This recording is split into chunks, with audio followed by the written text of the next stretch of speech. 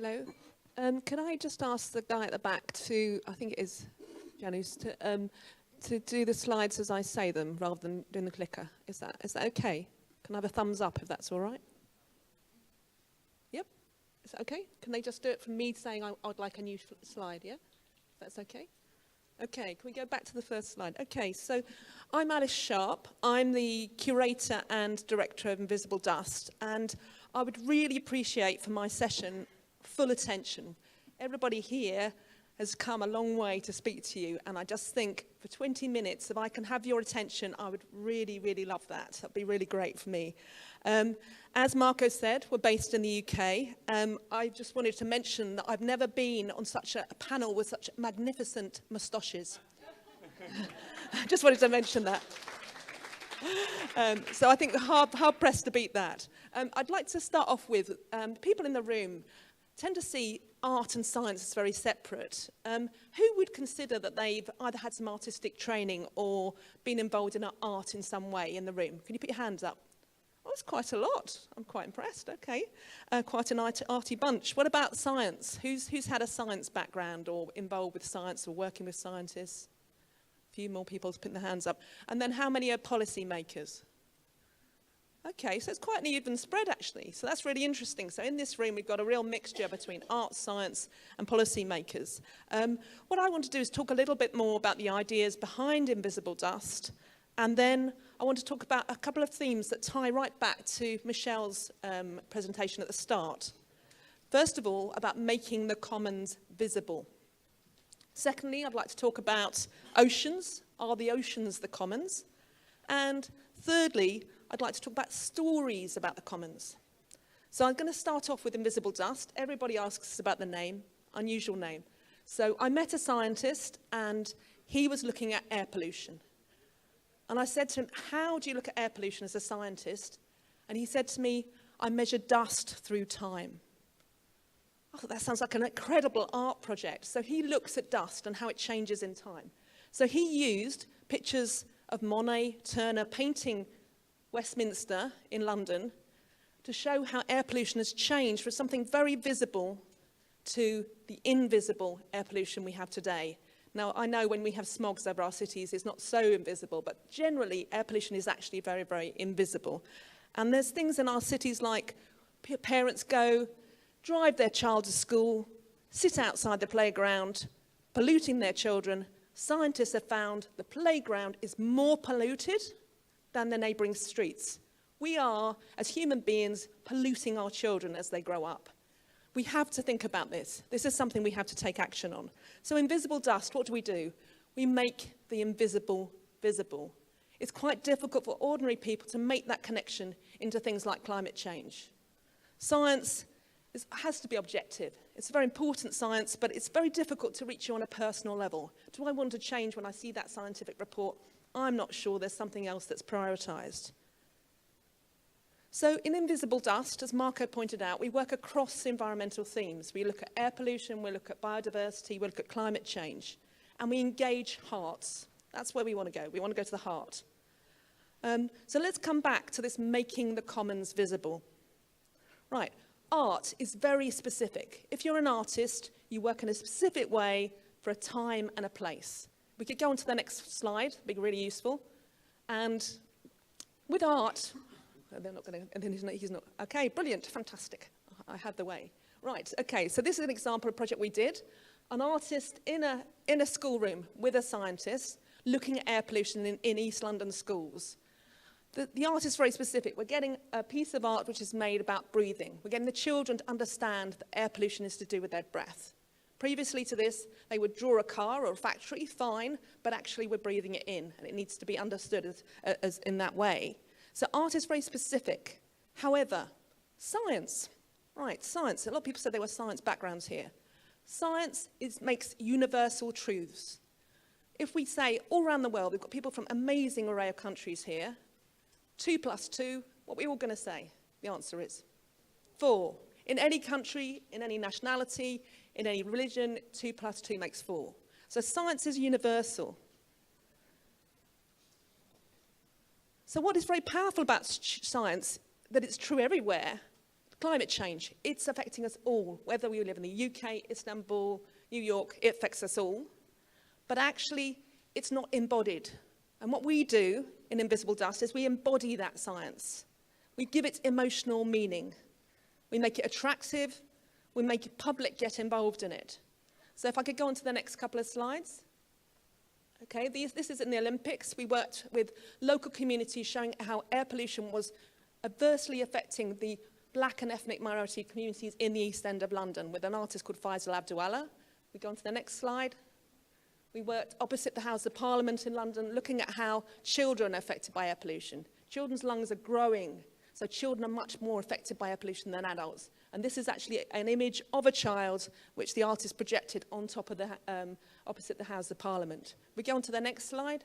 This is the one I want to really concentrate on. Hopefully some people have seen this image. It's called the human sensor.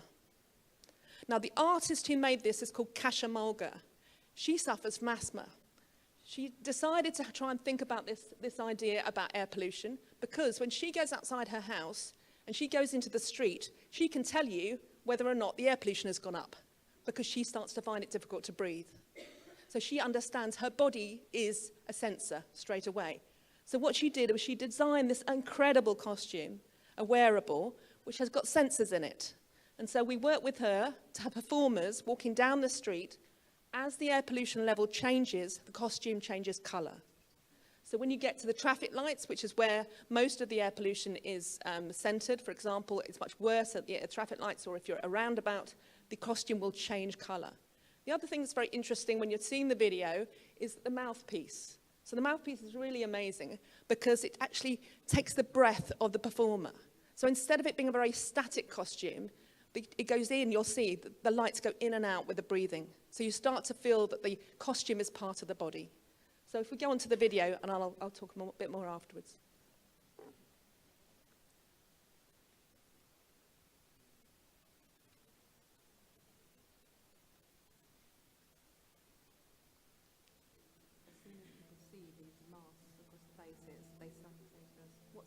Could you put that about the air?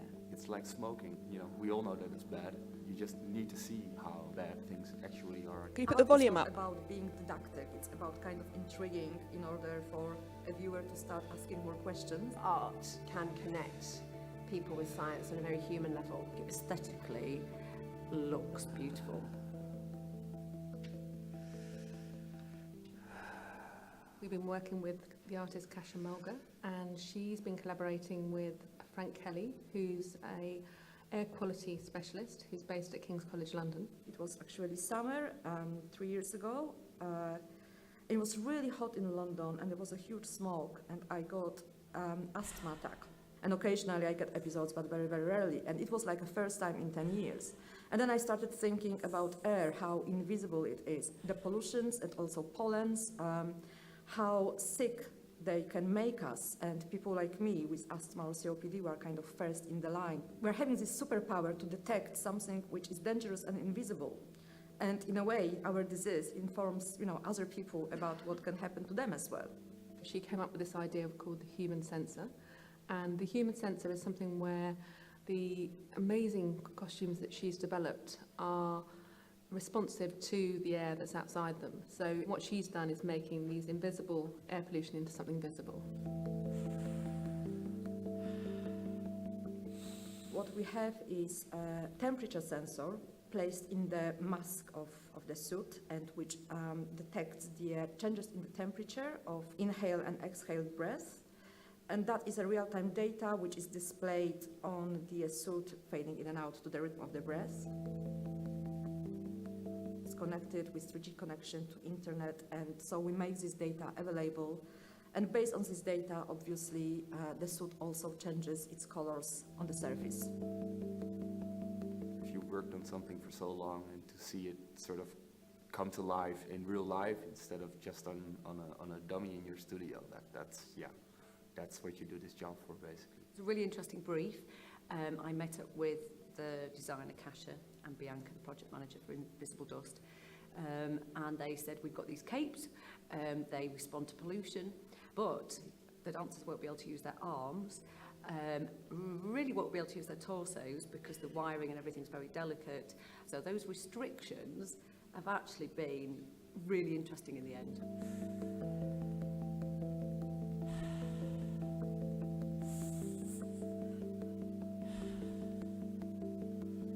Manchester is the European City of Science this year, and we wanted to use that opportunity to really engage people in science. When you see it, you just have to stop and think, what is that about?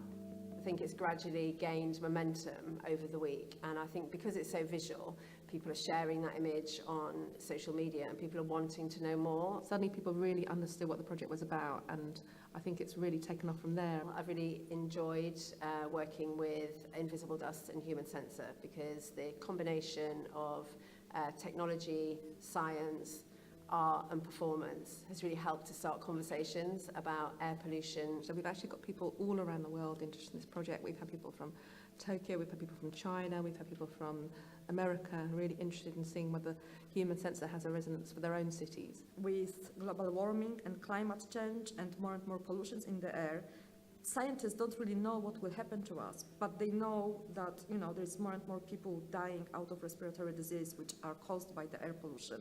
And so it is very important for, the general public to know about it so that they can pressurize, policymakers and government to do something about it. It's just about the awareness.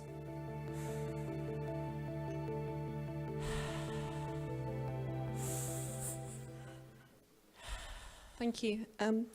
So the air, could the air... Could the air be conceived as our commons? It's interesting, isn't it? I mean, air is now becoming a very, very valuable resource. If you go to a lovely highland area or countryside area, you find that you can breathe much easier. Which brings me to my next part of the talk, which is about the oceans. Mentioned the oceans in the last talk, and I'm very passionate about the oceans, done a lot of work with scientists and artists on the oceans. And if you live by the sea, you have a direct connection to the oceans. But what we're about is getting people who also don't live by the sea, who maybe live in the centre of big cities, connected to the oceans. There's been a big increase in understanding now about plastics.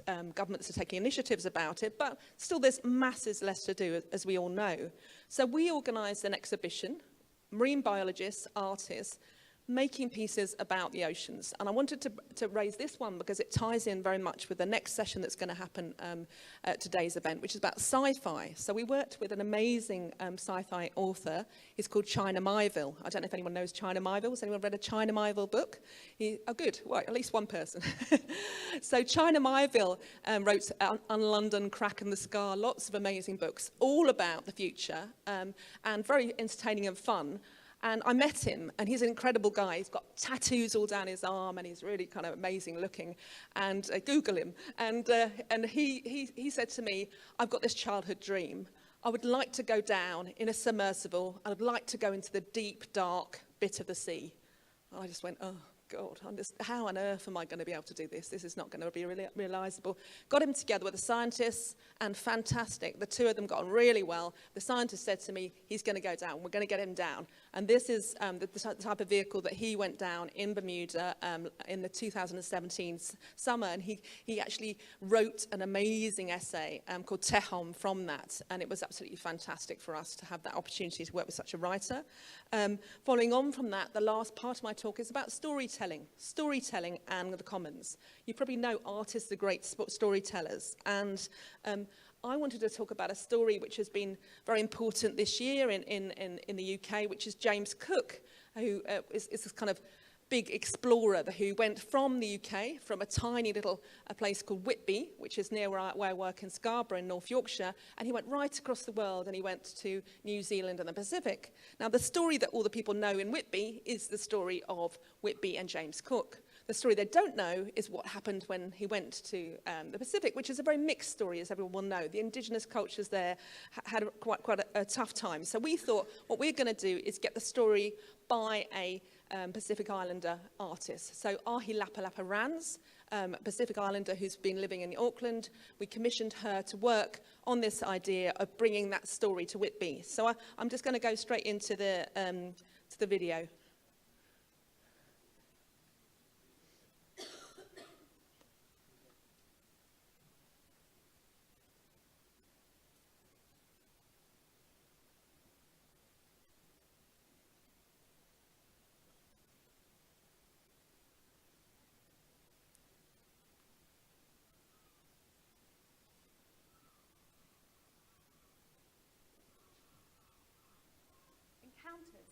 exhibition curated by Invisible Dust in partnership with North Yorkshire Libraries.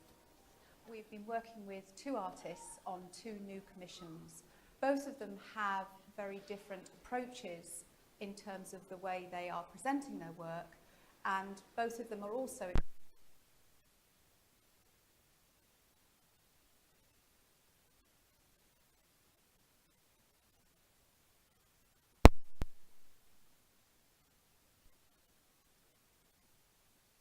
Hopefully it'll be the same system. We'll have to wait for the little screens to come on, then the big screens come on, and we'll be fine.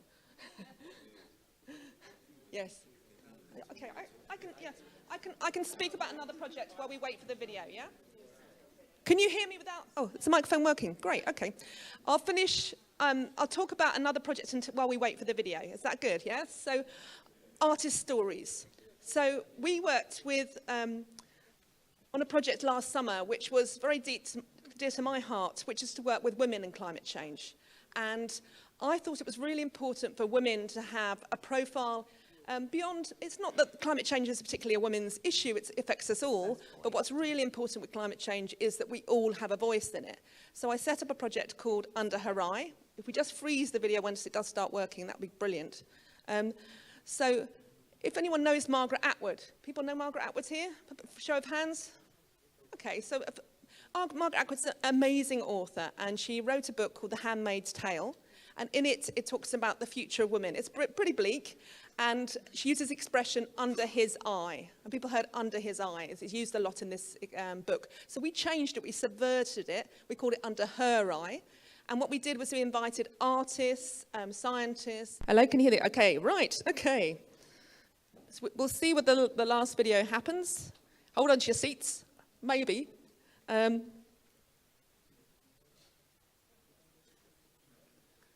we going to wait and see the video? Is that all right? Okay. Okay. Okay, I'll just do my conclusion if you like. Yeah. Okay. Right, sorry, because we're having so many technology difficulties, what I can do is maybe ask UNDP if they can do a link to my video after the event so that you can look at the video. The point is really that someone who's an Indigenous artist, I think she's just coming up on the screens here, Ahilapalapa Rands, is given an opportunity to give her discourse on a sort of important, is it actually working? Can you get, okay. It's down here, so maybe. Okay, can we put it on those screens with the sound and then just wait for the video projector to come on?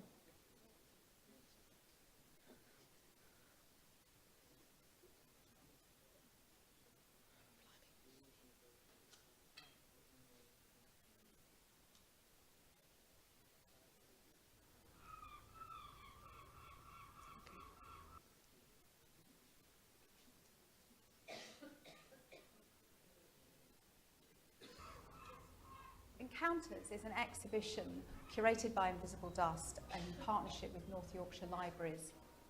We've been working with 2 artists on 2 new commissions. Both of them have very different approaches in terms of the way they are presenting their work, and both of them are also exploring different themes around James Cook's first voyage to the Pacific. It's a really significant event for me, both through being a Pacific Islander and through growing up in Aotearoa, New Zealand. So we're really living these histories, and they're not an event frozen in the past. They completely inform our lived reality today. Having such a timestamp, like 250 years, is kind of an incredible opportunity to sort of reinvestigate what happened, what we're still talking about, and what we should maybe start to think about going forward. The project that I'm doing in Whitby is called the Oceanic Reading Room, and the idea there is trying to bring in a sense of the Pacific right into the town of Whitby, and using the library as what I see its function as a host and facilitator of knowledge and learning and hopefully understanding. So I think it's a really exciting opportunity for a lot of different viewpoints from the Pacific, our philosophies, our worldviews, our histories, our children's books, just to bring all those perspectives into that space. The science element of this project is one that's really exciting for me. So I've been working with a Hawaiian microbiologist called Dr. Kiana Frank, and she weaves together Hawaiian sciences and understandings of the natural world with a more Western practice as well. That's really cool for me because that sort of highlights how when you are weaving these things together they can inform one another.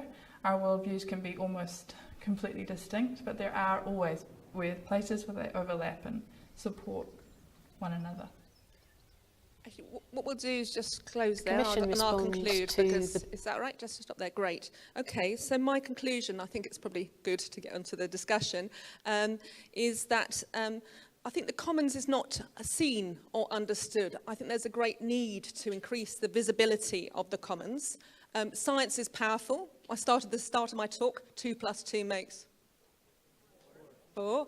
So it's very powerful. It's a universal truth. But actually, what we need to do is re-embody science. We need to find new ways that, and I think that art is a very, very good way to make the commons visible.